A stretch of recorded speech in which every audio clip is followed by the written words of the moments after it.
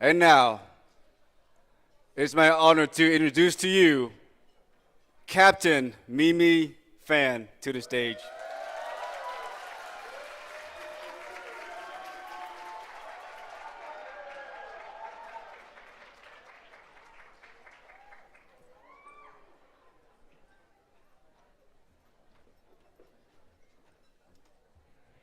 Good evening, ladies and gentlemen. I didn't want to be panelized too, so how was your night? You know, I'm not a gunnery, but I can't really hear. Come on.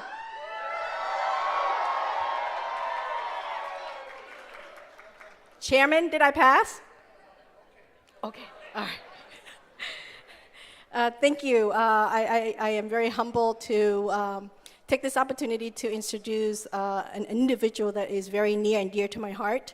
Back in 2018, when I was doing my assignment over in DOD, she asked me, Mimi, so when are you going to come back to the Health and Human Department? And I'm like, do you need me to be back there? And did I not know when I came back, she retired? Ladies and gentlemen, Rear Admiral Pamela Schweizer, she is the Deputy Assistant Surgeon General. For those who doesn't know who is the Surgeon General, if you're a smoker, there's a warning on the cigarette box. That's my general. That's my surgeon. And she's the assistant to him. Anyway, she has a passion in so many different things. And every time I meet with her, she's always on the run with different kind of assignment. So her latest hobby is climate change.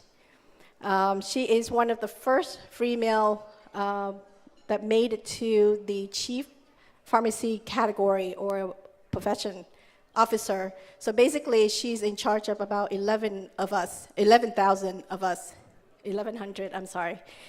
Without further ado, I think she has some exciting news to share with you tonight.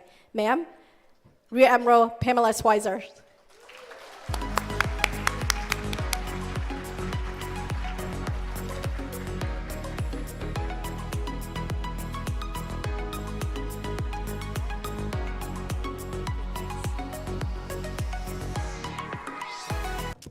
I'm so happy to be here. I was here in Dallas, and by the way, thank you, Captain Fan, for a wonderful introduction. She's a really good friend. She is so respected among all the officers, and I've had the honor, even though I'm retired, and I'm doing projects that take me around the country, and I get a chance to visit with everyone. She is extremely popular. We're working on future things for her. Anyway, the reason why I wanted to be able to be here today is to just share with you something that we've been working on for the past probably 3 years. How many people, I think through Captain Fan, had heard of the U.S. Public Health Service Commission Corps? Okay. This is really great. So as I would go around the country, most people have not heard of us, or they don't know what we're doing. And she said the Surgeon General, so you sort of have an idea of that. Basically, if you compare it to the Army, Navy, Air Force, hundreds of thousands of people are in there in the service.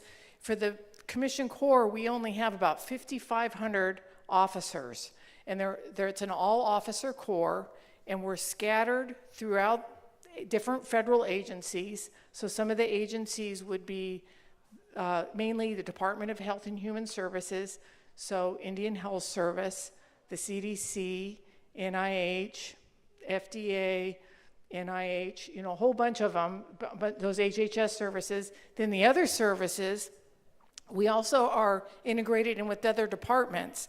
So the department, DOD, DHA, Defense Health Agency, in the Coast Guard. You'll find us in the Federal Bureau of Prisons, in the National Park Service.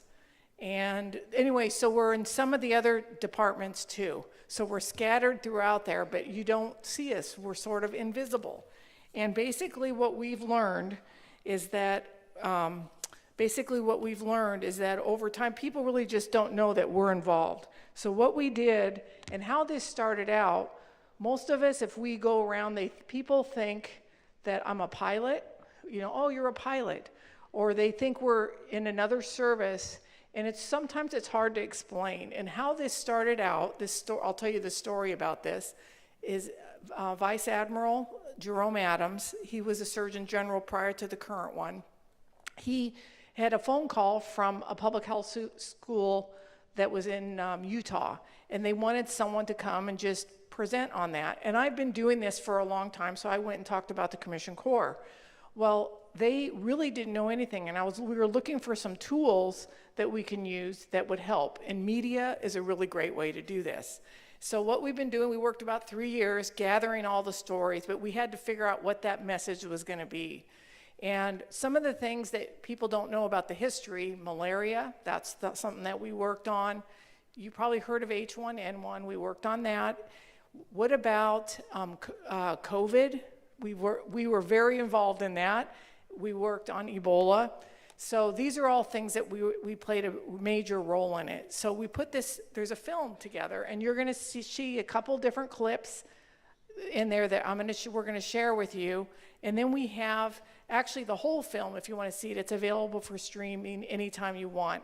But our main reason for doing this is because we have these sister services. We work together with you all the time. We actually are so networked and integrated in there that at least you're gonna know, and even through Captain Famine, who are the public health service folks? Raise your hand. Woo, over there. You guys have one of the strongest network of Vietnamese U.S. public health service officers here. There isn't any public health service question that you couldn't answer. So the things that people don't think about public health, where does your clean water come from? She talked about climate change. How about just safe streets, the opioid epidemic? These are all things, there isn't any part of our lives that aren't affected by right now. The environment, just almost everything, healthy food, having healthy food, understanding all of that. So through them, you have a connection, and through me too, through a connection to anything public health, to have the public health top experts in the nation. So I'll just kind of plant a seed next week. And I think, how many of you are going to come, I'm going to ask the public health service officers, are going to be participating at the Department of Interior? Any of you going to participate in there? Oh, a few of them, raise your hand. We're going to launch a new initiative it's on climate change. And really what you'll do, those of you that are in service right now, you're going to see some of that guidance and direction come out. It's going to be weaved in through all the work that you're doing, because we're all doing this together. So it's kind of neat to see where it's all coming from. So what I'm going to do right now first is I'm going to share a few clips with you. And the first one that we're going to start out with is COVID. Now, we already know, you're probably thinking, wow, they didn't do a very good job with COVID. How many people here were part of any response to COVID at all? Raise your hand. All right, very good. There was a lot of reasons why we didn't, but that doesn't mean that the people working on it weren't experts and didn't do an awesome job. This was a big response for all of us, and you're gonna hear a little bit right now about what we did. So we're ready for the COVID clip. Dr. Adams, how has the COVID response reflected on our public health system? How has the COVID response reflected on our public health system? Poorly. This is truly an unprecedented situation. What it's done is it's put a mirror up to our public health system. It's allowed us to see the problems that exist at its roots. We literally have had to build public health systems from scratch in many communities to respond to COVID, in order to be able to make testing available, in order to vaccinate people. These are things that should have been done a long time ago. Testing had a very slow start, as you know, in the United States, and I called all the experts from the Commission Corps, many of whom were over at the Diamond Princess or in Wuhan, who had been testing everyone. Brought in a bunch of logistics people, environmental health officer people, had some people from FEMA, and we basically camped out in my office for 48 hours to develop a national plan for drive-through testing. There were only 10 drive-through testing sites throughout the country. By the end of the weekend, we had a plan for 41, starting from scratch, And those first 41 sites, which were implemented within 10 days, all around the country, were all run by Commission Corps officers.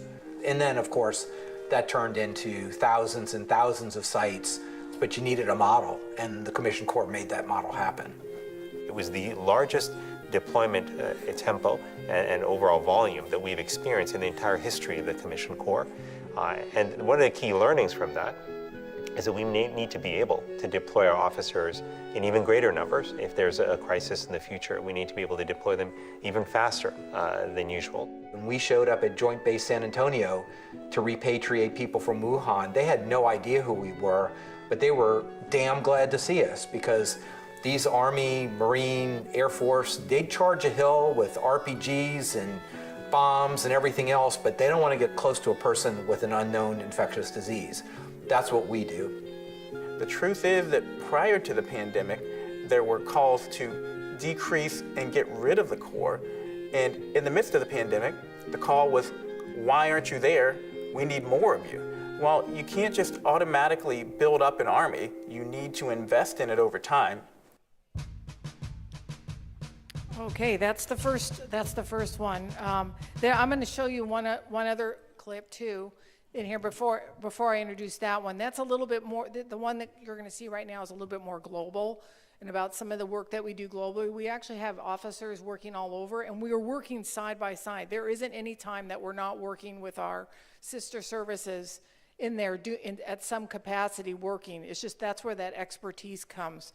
What I've been up to since the film came out in May of 2023, what I've been doing is traveling around and just visiting with people. We're really focused on schools, colleges, universities, high school and up, and a lot of universities, and just visiting with them, trying to explain. We're not only recruiting, but really is just to educate about public health. We want this next generation to be paying attention to some of these issues, some of these topics, because that's how we're going to make change.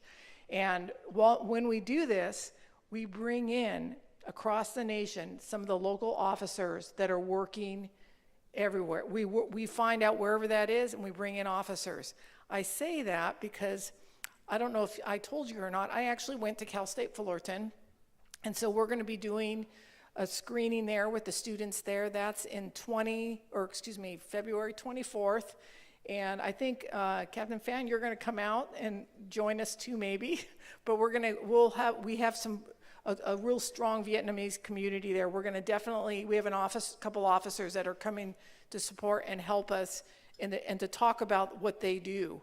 In the areas that the officers are working in are in, besides the direct patient care, which physicians, nurses, pharmacists, dietitians, veterinarians, we also have a lot of scientists, environmental health, engineers that play a really, really key role in public health for our country. So, with that being said, this next one is really answering the question why we need to be involved in other countries around the world.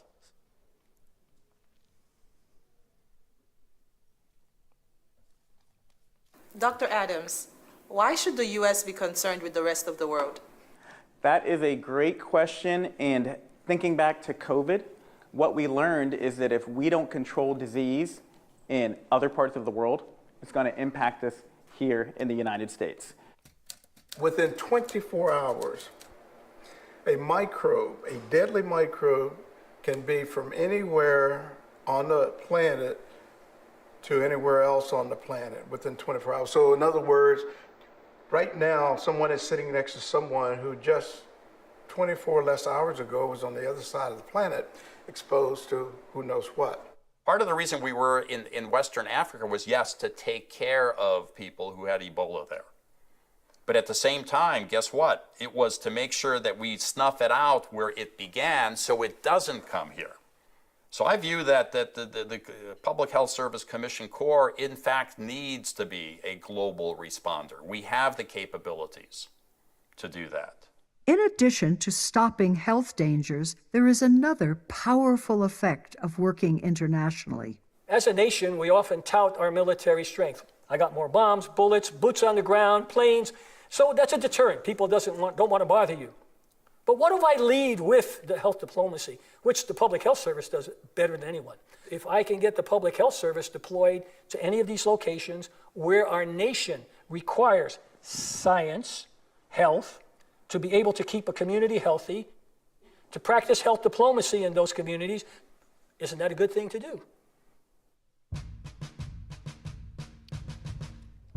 By the way, the folks doing the audio visual, you're rock solid, man. Really good. Good job. A uniform service that's all about public health. I know. We didn't even There is rehearse no- this. They just jumped in and did it correctly, so this is great.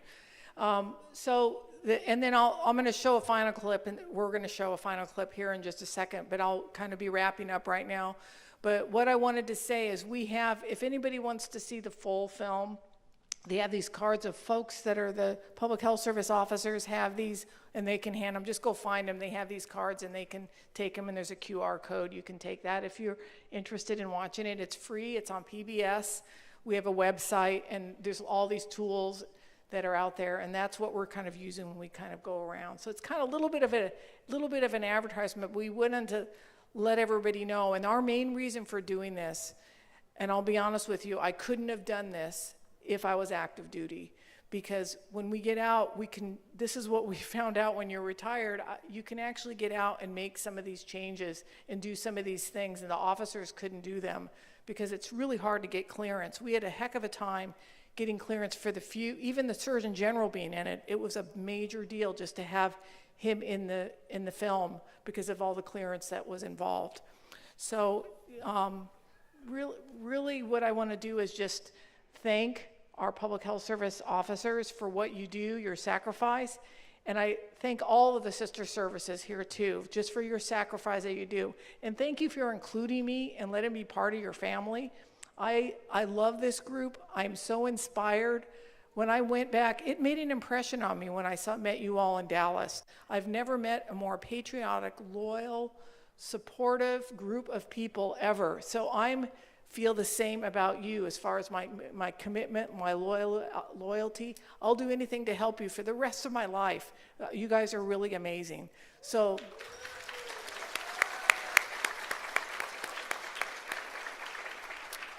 with that, we have a 14-second final clip here, and if you want to go ahead and play that now. A uniform service that's all about public health. There is no other model on this planet. No other nation has this.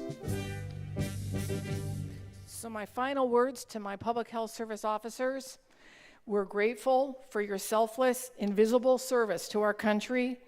We thank you. The world sees you. Okay. That's it.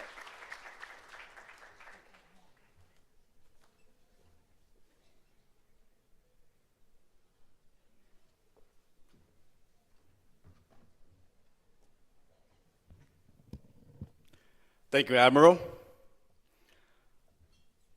Ladies and gentlemen, for this next segment of our program is the VAUSA Leadership Award. This prestigious award is to recognize the most deserving members who have displayed outstanding leadership, whether still serving in a veteran status or as a family member. The award is a new initiative to underscore the unbreakable connection and the enduring relationship between honoring the past, recognizing the present, and promoting the future. It shall continue to instill the core values of patriotism, excellence, pride, support, and integrity in today's members and communities. And that also transpire the unspoken inspiration for future generations. The awards recall the profound leadership of the association's ancestors by naming the awards in honor of the exceptional military leaders of the former Republic of Vietnam. May I direct your attention to the screen on the video that we have created in honoring of these exceptional leaders.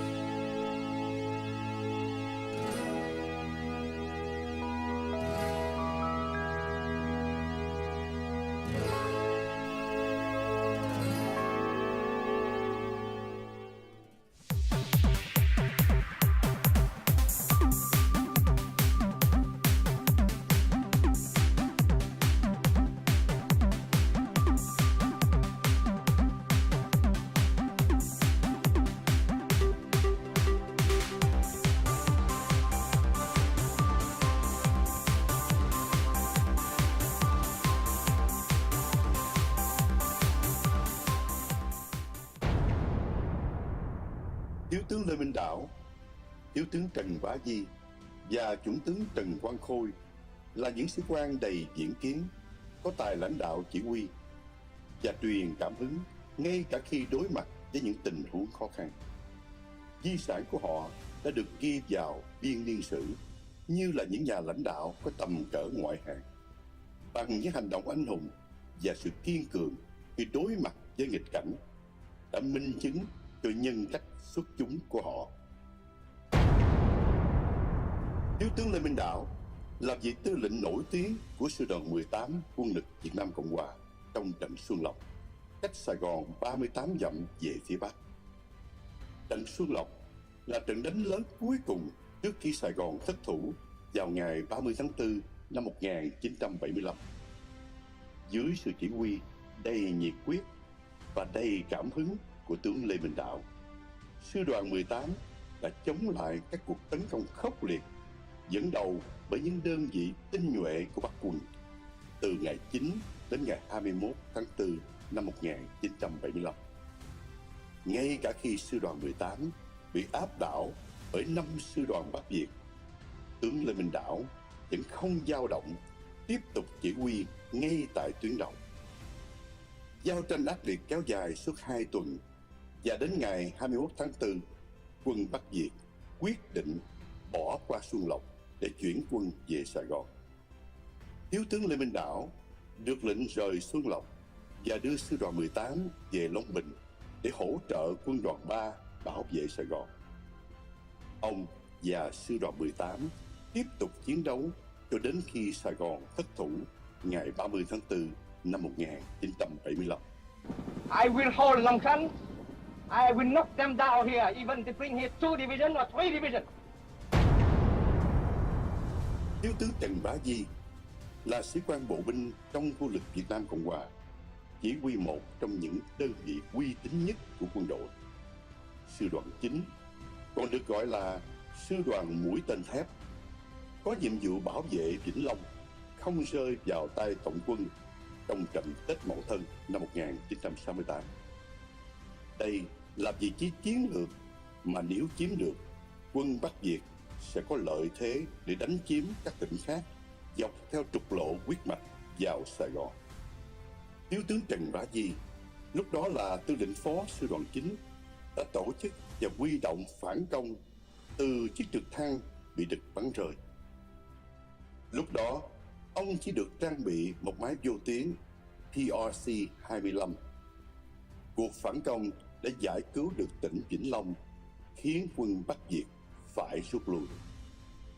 Sau này, vào năm 1970, sư đoàn 9 đã giành thắng lợi trong những trận đánh với quân Bắc Việt, tiêu diệt các căn cứ tiếp dẫn, đường tiếp tế của địch dọc theo đồng bằng sông Cửu Long và biên giới Campuchia, làm gián đoạn khả năng tiến quân về phía nam của địch. Dưới sự chỉ huy của thiếu tướng Di, sư đoàn 9 tấn công và khóa hủy nhiều căn cứ bí mật của cộng quân, đem lại an ninh cho 5 tỉnh dọc biên giới Campuchia và Nam Việt Nam. Trong những ngày cuối cùng của chiến tranh Việt Nam, thiếu tướng Di đảm nhận chức vụ chỉ huy trưởng Trung tâm huấn luyện Quang Trung. Ông đã huy động những tân binh chưa có kinh nghiệm chiến đấu nhằm bảo vệ trung tâm huấn luyện khỏi sự xâm nhập của quân Bắc Việt, đồng thời tiêu diệt 4 chiến xa địch trong cuộc đụng độ này. Chuẩn tướng Trần Quang Khôi là tướng thiết giáp, chỉ huy lực lượng liên hợp gồm lữ đoàn 3 thiết giáp và lực lượng xung kích quân đoàn 3. Chuẩn tướng Khôi không bao giờ lùi bước khi chiến đấu với kẻ thù. Ông đã bảo vệ biên hòa cho đến phút cuối của cuộc chiến. Một cuộc chiến thật phí thường chống lại cuộc tấn công cuối cùng của quân Bắc Việt vào miền Nam Việt Nam. Ông đã bảo vệ thành phố Biên Hòa với kế hoạch rất táo bạo về điều binh và sử dụng hỏa lực. Tướng Khôi đầy sáng tạo và linh hoạt trong việc sắp xếp công việc bằng cách tận dụng tối đa những phương tiện có được. Chiều tối ngày 29 tháng 4 năm 1975 và rạng sáng ngày 30 tháng 4 năm 1975, lực lượng của tướng Khôi đã đánh bại sư đoàn 341 của Bắc Việt và buộc địch phải rút lui. Sáng ngày 30 tháng 4 năm 1975, địch chuyển mục tiêu, tập trung tấn công vào thủ đô Sài Gòn. Tướng Khôi được lệnh cấp tốc đưa quân về bảo vệ Sài Gòn. Trên đường đi, qua đài phát thanh, ông nhận được lệnh ngừng bắn và buông súng trước khi đến Sài Gòn. Ông bày tỏ tâm huyết như sau: tôi rất tiếc về kết quả của cuộc chiến, nhưng tôi đã cố gắng hết sức. Tôi đã cho thi hành mệnh lệnh cuối cùng của Tổng thống. Bản thân tôi không còn gì để nói.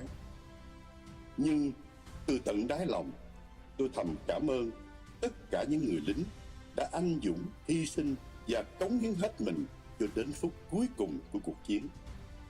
Cùng nhau, chúng ta đã hoàn thành nhiệm vụ và lời thề trung thành với Tổ quốc. Tôi không bao giờ ân hận về việc mình đã làm, cũng chưa bao giờ than phiền về việc mình bị cầm tù. Nếu lịch sử lặp lại, tôi vẫn sẽ chọn con đường của mình như trước, dù biết rằng làm như vậy tôi sẽ phải mất tất cả, ngoại trừ danh dự của mình. Sau chiến tranh, sự kiên cường của những vị tướng này đã được thử thách đến cùng trong nhà tù của Cộng quân. Họ phải ngủ ngoài trời, trong những chiếc lồng không có mái che. Họ bị ép buộc phải rà phá bãi miền bằng tay không. Họ phải chịu đựng bệnh tật và thương tích mà không có thuốc men chữa trị. Bất chấp những điều kiện khắc nghiệt và áp lực không ngừng, phải tuân theo một hệ tư tưởng khác, họ vẫn quyết tâm không thay đổi. Khả năng chịu đựng những khó khăn về thể chất và tâm lý mà vẫn giữ được sự chính trực đã thể hiện sức mạnh nội tâm và tinh thần kiên cường của họ. Sau 17 năm, cuối cùng họ được thả ra. Dù phải chịu đựng những vấn đề về thể chất và tinh thần, cho thấy họ là biểu tượng của sự kiên cường. Những vị tướng này nằm trong số 5 vị tướng cuối cùng được Cộng quân trả tự do vào năm 1992. Sự lãnh đạo đầy nhiệt huyết và đầy cảm hứng của Thiếu tướng Lê Minh Đạo trong trận chiến đã giúp ông được công nhận là một anh hùng trong cộng đồng người Việt.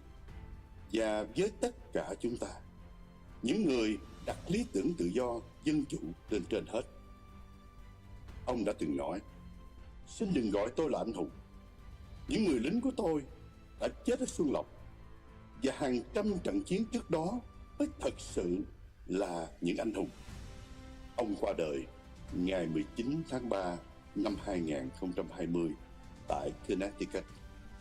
Thiếu tướng Trần Bá Di là một người phục vụ đất nước tận tụy, một vị chỉ huy tài năng, dũng cảm, được người dân yêu mến và có tấm lòng đạo đức với binh lính. Ông nói: tôi không liên kết với bất kỳ đảng phái chính trị nào. Với tôi, Tổ quốc là trên hết. Thiếu tướng Trần Bá Di qua đời ngày 23 tháng 3 năm 2018 tại Orlando, Florida. Chuẩn tướng Trần Quang Khôi được Đại tá Raymond Badriel đã viết trong tạp chí Thiết giáp Hoa Kỳ vào tháng 3 năm 1996. Chuẩn tướng Trần Quang Khôi là một trong những cấp chỉ huy thiết giáp giỏi nhất mà tôi từng gặp. Dũng cảm và táo bạo, nhưng không liều lĩnh. Ông ấy biết rất rõ cách điều binh và sử dụng hỏa lực để tạo nên bất ngờ ngay trên địa hình như Việt Nam. Chuẩn tướng Trần Quang Khôi qua đời ngày 1 tháng 4 năm 2023 tại Chantilly, Virginia.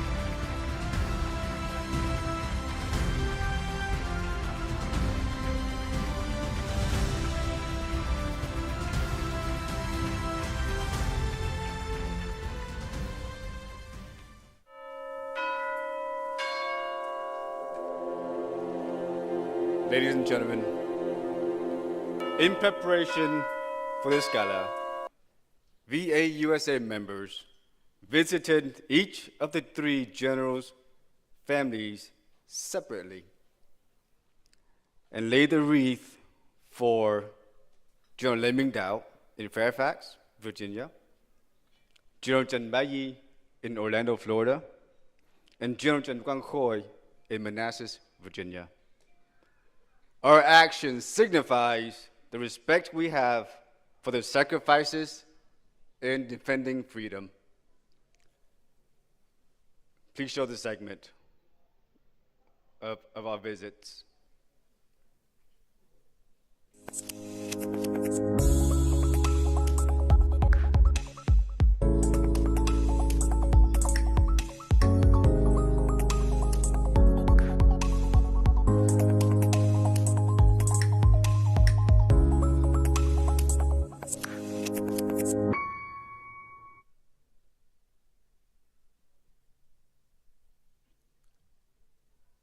Each of these families were visited separately on 3 different occasions.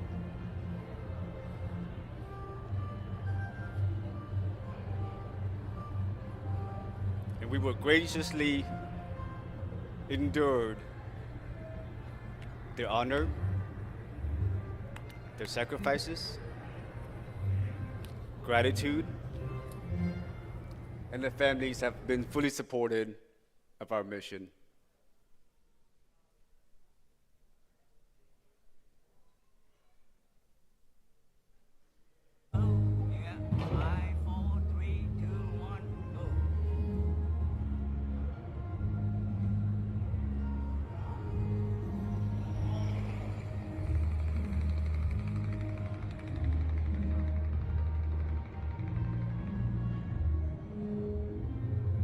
Trước khi mà chúng tôi đốt nén nhang,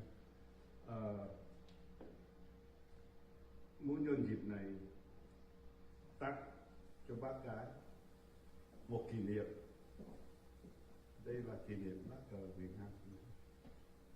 Kỷ niệm này đối với cao nguyên là rất là xứng đáng, vì không những thiếu tướng phục vụ gian khổ cho quân lực Việt Nam Cộng Hòa và miền Nam Việt Nam, cái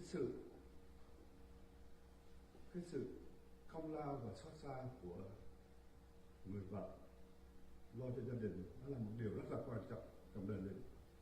Xin thay mặt cho hội quân nhân Mỹ Gốc Việt tặng cho ban kỷ niệm.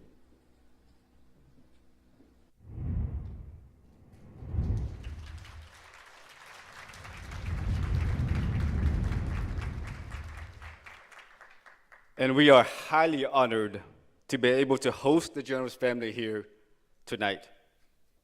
At this time, I'd like to invite our Mr. Chairman, Tonton, to the stage, sir.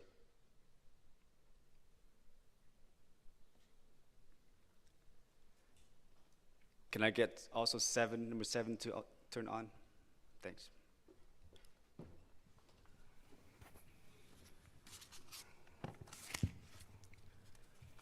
It's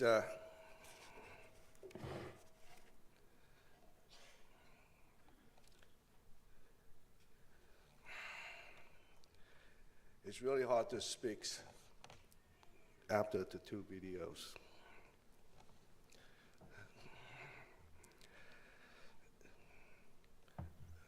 But first, I want to thank the Vietnam Film Club to put that together. That you cheer me up a little bit here. Would you give a round of applause for the Vietnam Film Club?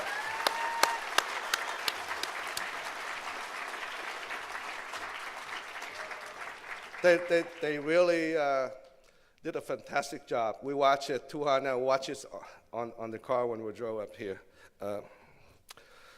When we wrote the script, actually my part of speaking here is not on the program. So Mr. Vice, you cannot penalize me because I'm your boss.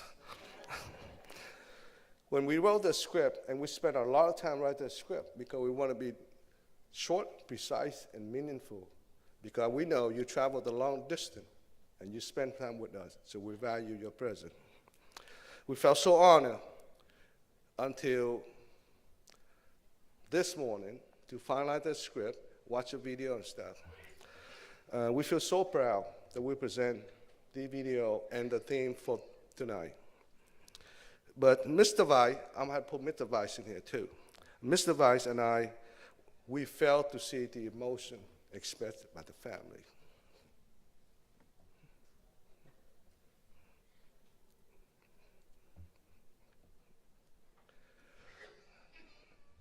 And earlier today,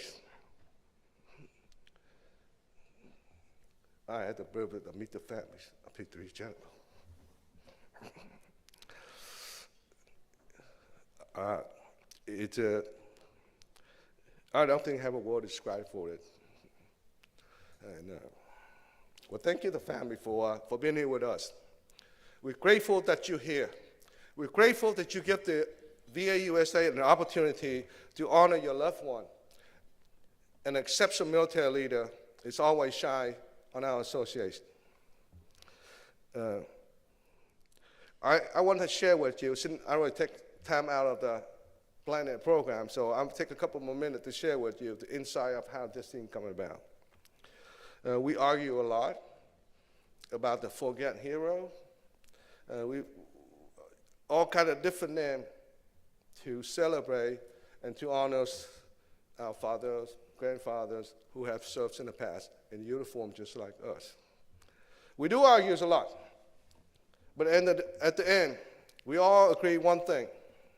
They are role model. They are heroes in many ways.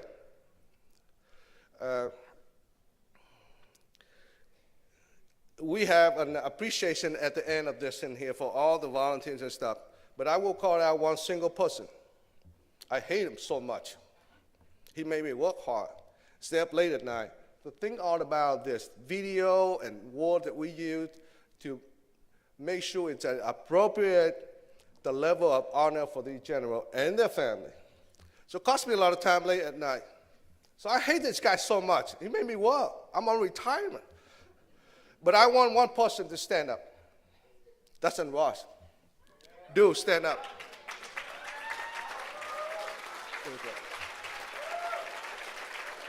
Well, you just stand in there. But now, let me clap you. Please just stand. And then from this point forward, the chairman of VAUSA, without the approval of the board of directors, you support me, right? Just in case board of directors come back and disapprove this decision here. I hope we have a lot of board members in here, but I'll use my audience, my guests here to support me here. From this point forward, we will call Ross as the creator of the VAUSA Leadership Award Program. Will you agree with me?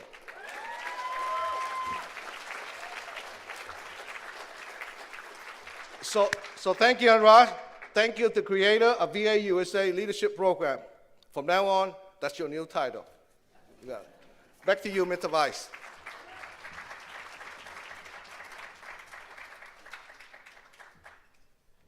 Thank you, Mr. Chairman. Tonight, we welcome the families of the three generals.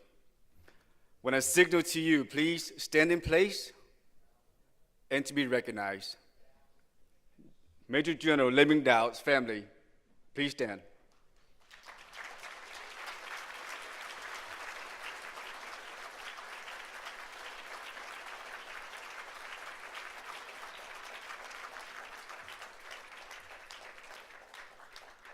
Please be seated. Major General Danbayi's family, please stand.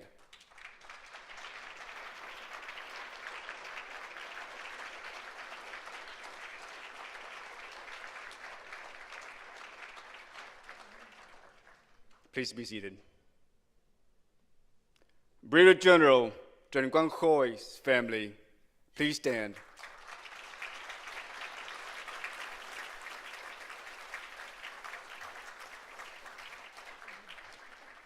Please be seated.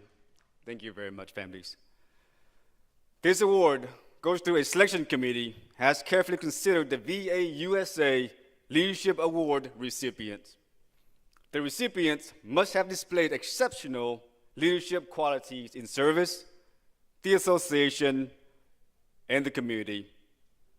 Individuals who, one, brought great credit to VAUSA, the community, and the nation, participated in mentoring or developing other members or their families, promote a family-like network of professionals for members and their families, led in a civic engagement activities. The presented leadership award will consist of a certificate and a commemorative statue. In this case, the statue is Tượng Thương Tiếc, also known in English as the Mourning Statue. The statue is one of the South Vietnamese people's most significant, most majestic, and the most sacred sculptures. It is the perfect symbol of the warriors who sacrificed themselves for the country and freedom. In awarding the VAUSA Leadership Award, I would like to invite Major General Flora, sir, and also Colonel Thone, sir, to present the award. Ladies and gentlemen, welcome Major General Flora and Colonel Thone.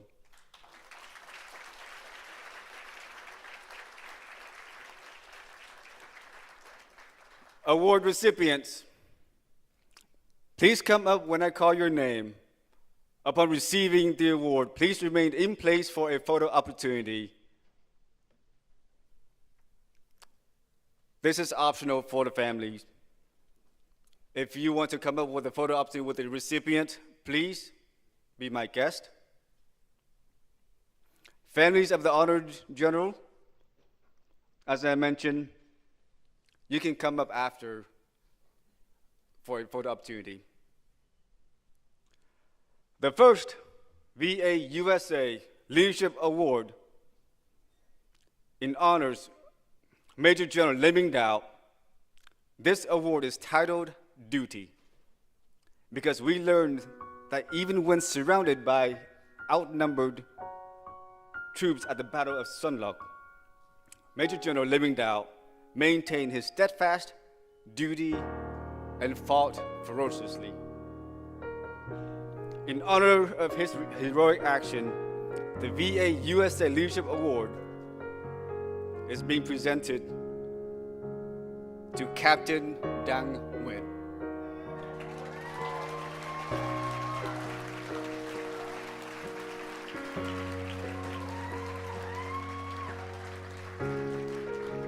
Captain Dang Nguyen is currently a company commander with the 82nd Airborne Division, the most prestigious combat division in the United States Army at Fort Liberty, North Carolina.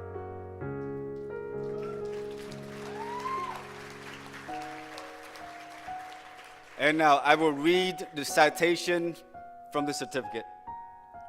For his outstanding leadership and dedication to duty throughout his 10-year career in the United States Army, His unwavering commitment to the values of honor and country has been evident in his action and inspiration to his fellow soldiers.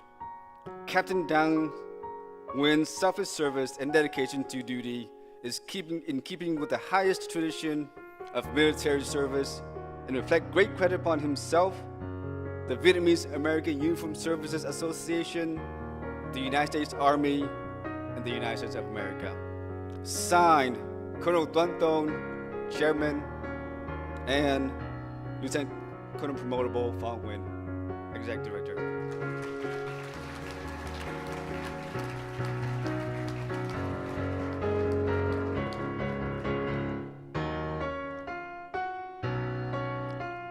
Families, you are welcome to come for a picture.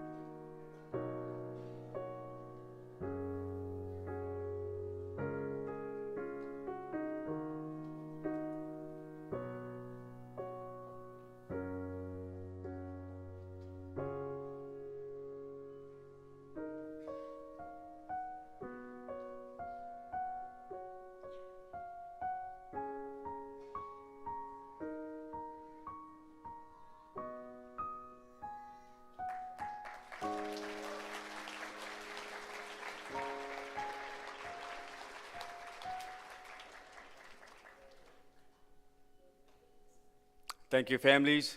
Thank you, award recipients. Please return to your seats.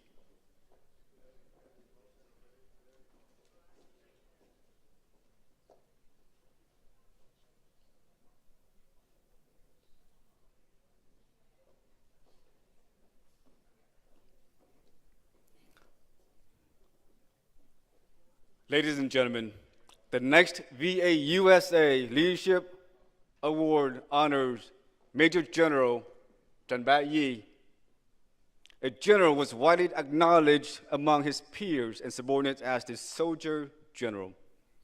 Major General Trần Bá Yi was a humble and caring leader who always put the welfare of his soldier first and was fierce and decisive in combat. In honor of his remarkable leadership, the VAUSA Leadership Award is presented to Chief Petty Officer Bang Ding.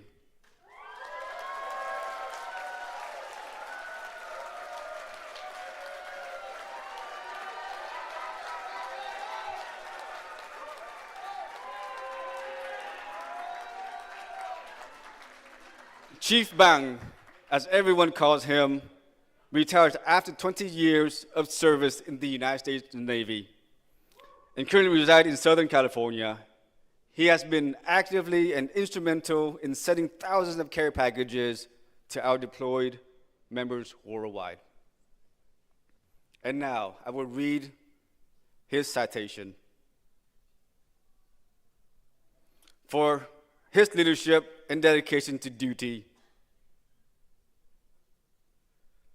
throughout his 20 years of service, retired in the Navy, Chief Ding led VAUSA's Operation Taste from Home, where over 1,000,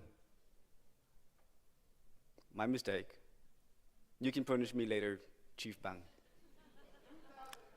2,500 care packages to soldiers, sailors, airmen, Marines, and other services worldwide. And dedication to members in keeping with the highest tradition of military service and humanitarian service, and reflect great credit upon himself, the VAUSA, the United States Navy, and the United States of America. Signed, Colonel Thon, U.S. Army retired chairperson, Lieutenant Colonel Promotable Phan Nguyen, Executive Director.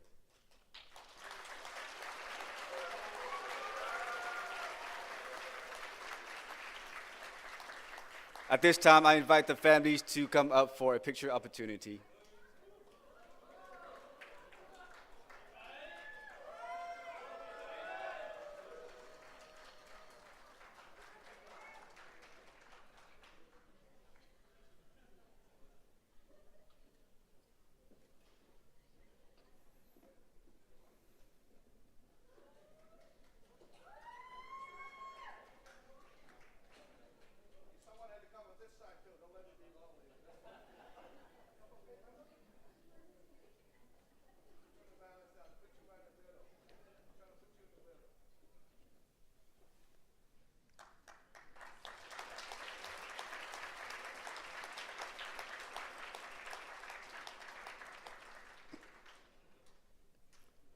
Thank you, families.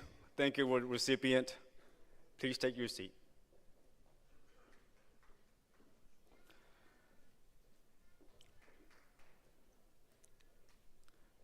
Ladies and gentlemen, the VA USA Leadership Award also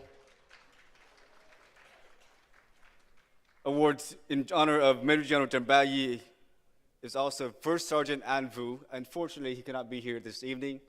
We will package the award and send to him at his duty in California. The next Leadership Award honors Brigadier General Trần Quang Khoi. Brigadier General Trần Quang Khoi is known for his demonstrating the highest discipline even under the most complex and challenging circumstances to preserve one critical element of an officer, honor. In honor of his distinguished leadership, VA USA Leadership Award is presented to Colonel Khánh Yip.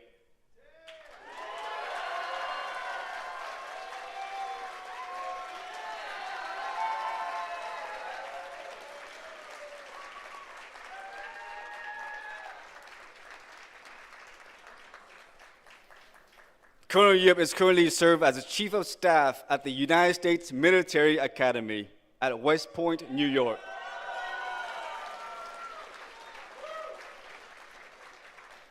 She had held many positions of significant importance throughout her career.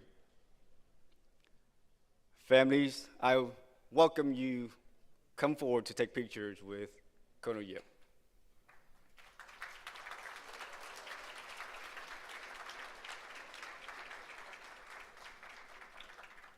While I read her citation for her outstanding leadership and dedication to duty throughout her 24 years in the United States Army, her unwavering commitment to the values of honor and building future leaders.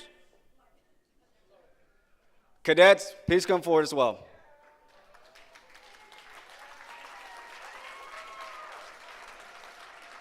Building future leaders have been evident in her selection as Chief of Staff at the U.S. Military Academy at West Point, New York. Colonel Yip's selfless service and dedication to duty are keeping with the highest tradition of military service and reflect great credit upon herself, the VA USA, the United States Army, and the United States of America. Signed, Colonel Thone, U.S. Army Retired Chairman. Signed, Lieutenant Colonel Promotable Wynn, Executive Director.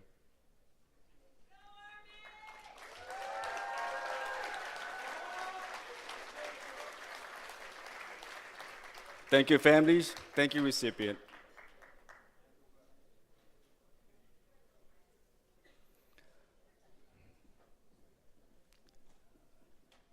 Ladies and gentlemen, we will take now 5 minutes break for our next Fallen Heroes Scholarship Program.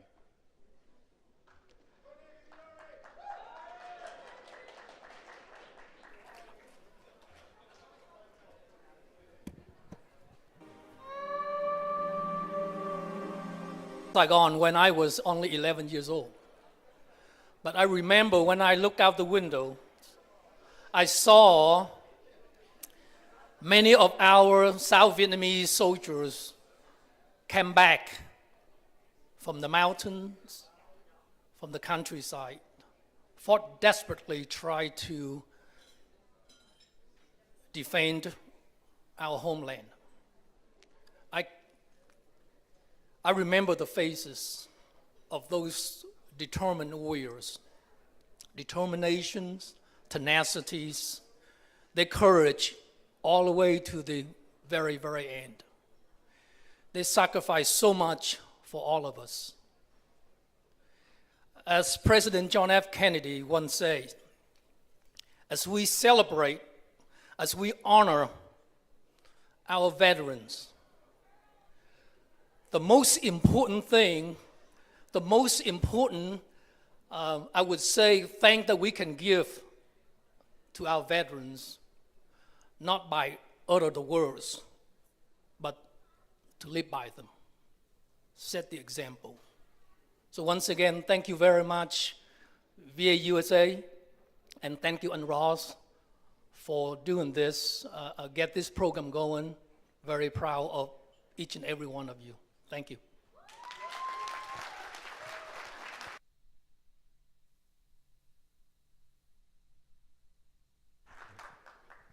Ladies and gentlemen, you have 3 minutes.